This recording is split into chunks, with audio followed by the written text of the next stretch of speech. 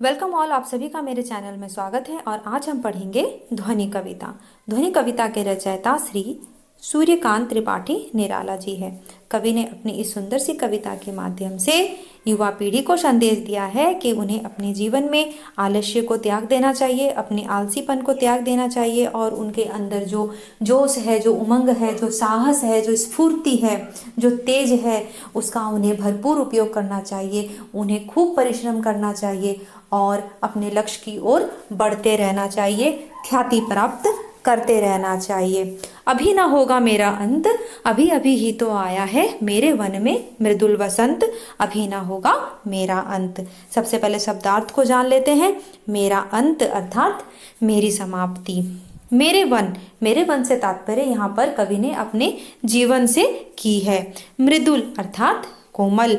वसंत एक ऐसा ऋतु जिस ऋतु के आने से चारों ओर फूल ही फूल खिले हुए होते हैं, चारों ओर हरियाली छाई हुई होती है, पेड़ पौधों पर नई नई कोपलें आई हुई होती है, जिससे वातावरण बहुत ही शुद्ध लगता है, स्वच्छ लगता है, मनमोहक लगता है, खुशबू ताजगी फैली हुई होती है, जिसे वसंत ऋतु कहते हैं।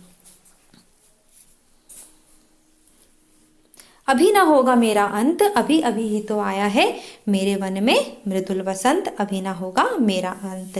कवि ने प्रस्तुत पंक्तियों के माध्यम से कहा है कि प्रकृति में जिस प्रकार वसंत ऋतु के आने से चारों ओर हरियाली छाई हुई है, चारों ओर पुष्प ही पुष्प खिले हुए हैं, पुष्प ही पुष्प खिले हुए हैं, ताजगी भरी हुई है, उसी प्रकार कवि कहते हैं कि मेरे जीवन में भी वसंत रूपी यौवन का आगमन हुआ है।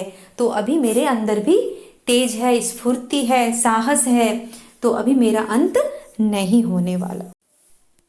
हरे हरे ये पात, डालियां कलियां कोमल गात, मैं ही अपना स्वप्न मृदुल कर फेरूंगा निद्रित कलियों पर, जगा एक प्रत्युष मनोहर। सबसे पहले शब्दार्थ जान लेते हैं।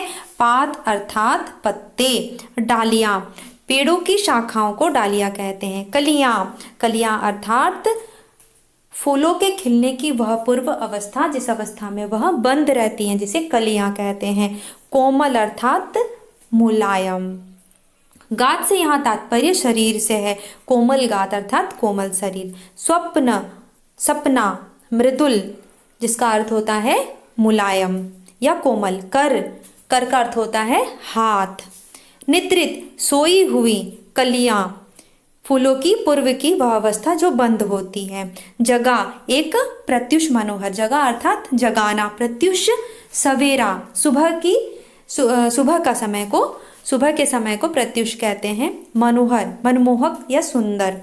हरे हरे ये पात, डालियां कलियां कोमल गात, मैं ही अपना स्वप्न मृदुल कर फेरूंगा निद्रित कलियों पर, जगा एक प्रत्युष मनोहर।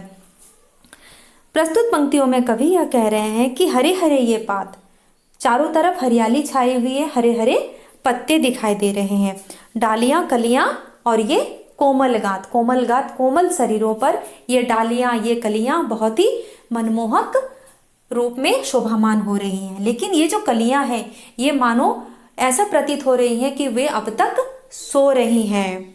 मैं ही अपना स्वप्न मृदुल कर, कवि कह रहे हैं कि प्रकृति में जिस प्रकार कलियां सो रही हैं और सूर्य के आने से, सूर्य की किरणों को उनके ऊपर पड़ने से वे जिस प्रकार खिल उठती हैं, खिल उठेंगी, उसी प्रकार कवि कह रहे हैं मैं ही अपना स्वप्न मृदुल कर फेरूंगा निद्रित कलियों पर। कवि ने युवा पीढ़ी में जो अब तक सो रहे हैं, आलस्य में जी रहे हैं, उनके ऊपर वे अपने सपनों से, अपने सपनों जैसे हाथों से वे उनके ऊपर फेरना चाहते हैं, उन्हें जगाना चाहते हैं और उन्हें एक नया सवेरा दिखाना चाहते हैं, जो कि बहुत ही सुंदर है, बहुत ही मनमोहक है। पुष्प से तंद्रालस लालसा खींच लूंगा मैं, अपने नवजीवन का अमृत सहर्ष सींच दूंगा मैं। सबसे पहले शब्दार्थ जान लेते हैं।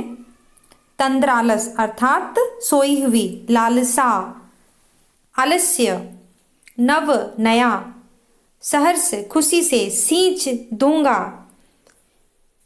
बांट दूंगा। पुष्प पुष्प से तंद्रालस लालसा खींच लूंगा मैं, अपने नवजीवन का अमृत सहर्ष सींच दूंगा मैं। कवि इन पंक्तियों के माध्यम से युवाओं में पल रहे आलस्य से भरी नींद को तोड़ देना चाहते हैं और अब तक जो उन्होंने अपने जीवन में जो उपलब्धियां प्राप्त की हैं, जो ज्ञान रूपी अमृत का संचय किया है, वह वे युवाओं के बीच सींच देना चाहते हैं, अर्थात बांट देना चाहते हैं। द्वार दिखा दूंगा फिर उनको, है मेरे वे जहां अनंत, अभी ना होगा मेरा अंत। सबसे पहले शब्दार्थ जान लेते हैं। द्वार अर्थात मार्गदर्शन, रास्ता दिखाना। कवि इन पंक्तियों के माध्यम से कहना चाहते हैं, सोए हुए फूलों की भांति निराश हुए लोगों को वे मार्गदर्शन करना चाहते हैं, जीवन जीने की कला सिखाना चाहते हैं ताकि वे अपने जीवन में सफल हो पाए। कवि का मानना है कि अगर युवा पीढ़ी अपनी युवा अवस्था का सही उपयोग करेगी, परिश्रम करेगी और आलस्य को त्याग करेगी तो वह अपना मनचाहा जीवन पाएगी।